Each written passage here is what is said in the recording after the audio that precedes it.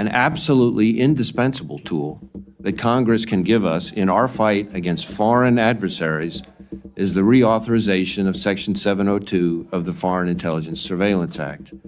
It is critical in securing our nation, and we are in crunch time with our 702 authority set to expire next week.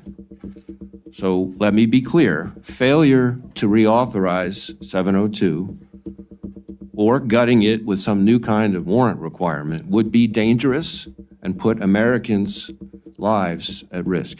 Section 702 of the Foreign Intelligence Surveillance Act was enacted to make it easier for the government to address foreign terrorist threats.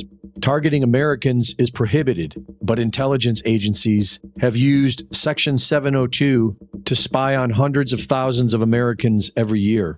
And this week, it's looking to get a lot worse. Elizabeth Goitein of the Liberty and National Security Program at the Brennan Center for Justice does a great job of explaining it and sounding the alarm. Buried in the Section 702 reauthorization bill passed by the House on Friday is the biggest expansion of domestic surveillance since the Patriot Act. Under current law, the government can compel electronic communications service providers that have direct access to communications to assist the NSA in conducting Section 702 surveillance. Companies like Verizon and Google must turn over the communications of targets, which officially must be foreigners overseas, but this has been abused to spy on Americans.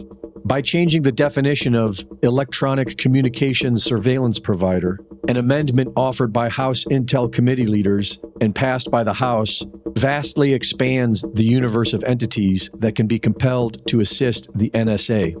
If the bill becomes law, any company or individual that provides any service whatsoever may be forced to assist in NSA surveillance, as long as they have access to equipment on which communications are transmitted or stored.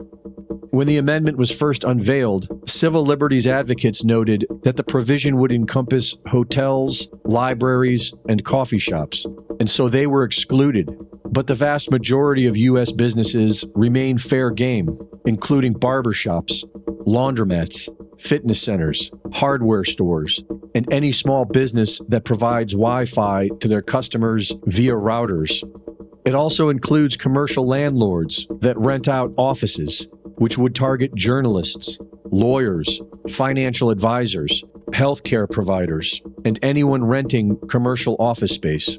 The amendment even includes service providers who come into our homes, such as house cleaners, plumbers, and IT service providers, all of whom could be forced to serve as surrogate spies and be required to give the NSA direct access.